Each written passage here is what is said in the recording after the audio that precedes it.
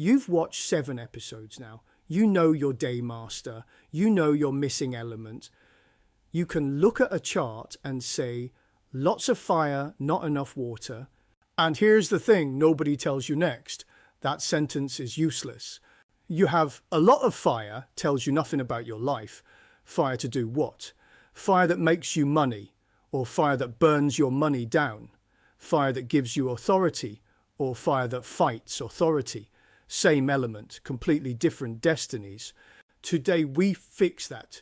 Today the 5 elements stop being weather and start being roles. 10 of them. This is the layer real BaZi readers actually use, and the one beginner videos always skip. This is the 10 gods. New face, welcome. Jimmy, acupuncturist, chart reader, and the person about to ruin horoscopes for you permanently.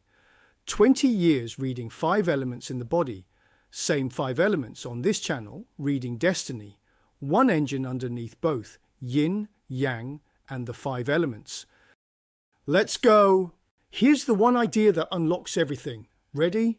The 10 gods are not new elements. There is no 11th element hiding in your chart. The 10 gods are just the 5 elements you already know, described by their relationship to you. To you. That's the whole trick. Wood isn't the 10 gods. Wood to a fire person plays one role. Wood to a metal person plays a completely different one. The element on the page never changes. What changes is the job it does, relative to your day master. Think of your day master as the sun at the center. Every other element in your chart is a planet, and its meaning depends entirely on where it sits relative to you. 5 relationships are possible. Something feeds you. You feed something. You control something. Something controls you. And something is the same as you. 5 relationships. Now split each one by polarity. Yin meeting yin feels different from yin meeting yang. And 5 becomes 10. 10 gods. Don't memorize the 10 names. Memorize the 5 families. That's all you need to read your own life. Everything after this point works twice as hard if you're holding your own chart. So let's get you one. Because I'm about to name 5 roles, and the only question that matters is which ones are loud in your chart and which ones are missing. You cannot answer that from memory. You answer it by looking. EasternReading.com, free, 30 seconds. It counts your elements and lays them out so you can see, right now, which of these 5 families is running your show. Take your time. This video isn't going anywhere.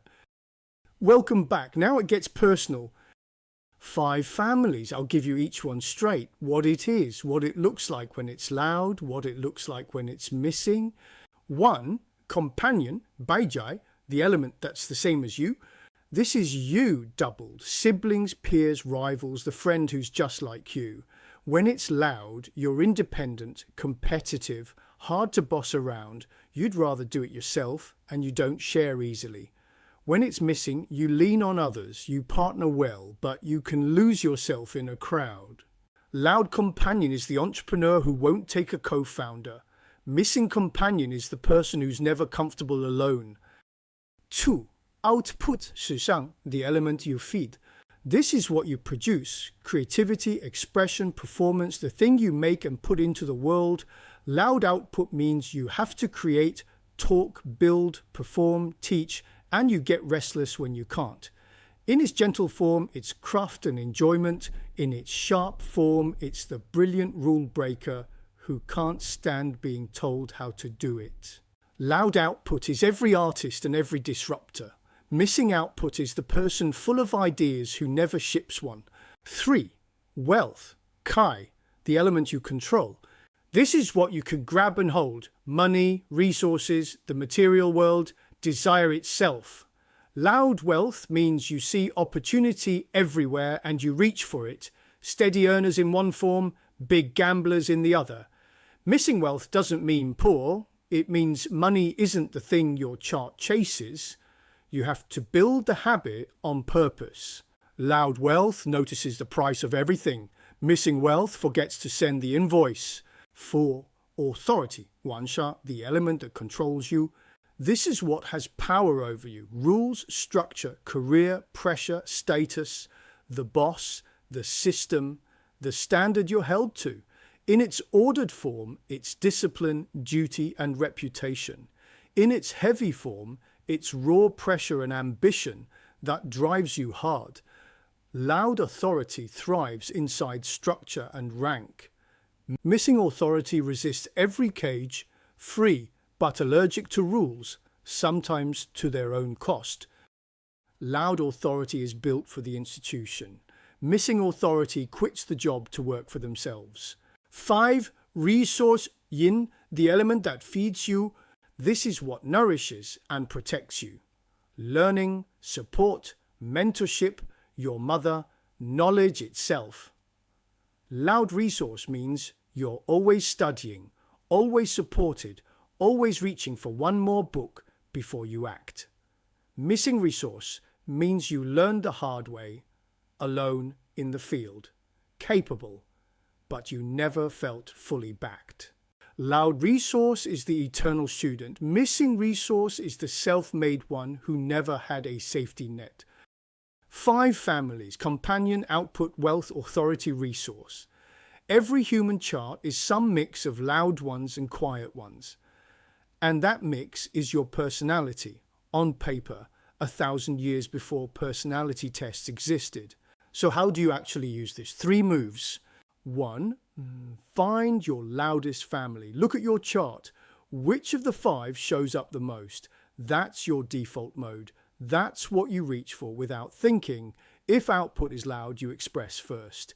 If authority is loud, you organize first. 2. Find your missing family. What's not there? That's not a flaw. It's the muscle you have to train on purpose. Missing wealth? You schedule the money conversation you'd rather skip. Missing authority? You give yourself the structure no boss is giving you. 3. And this is the master move. Remember, it's all relative.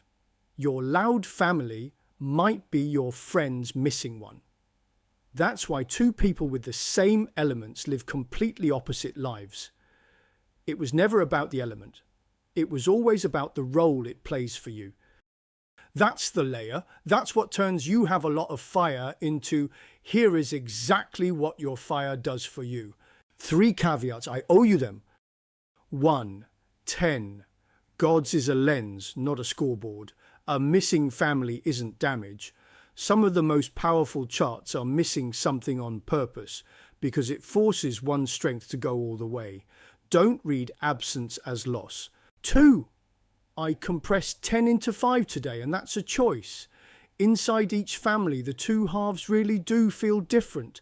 The steady one and the sharp one. A full reading splits them.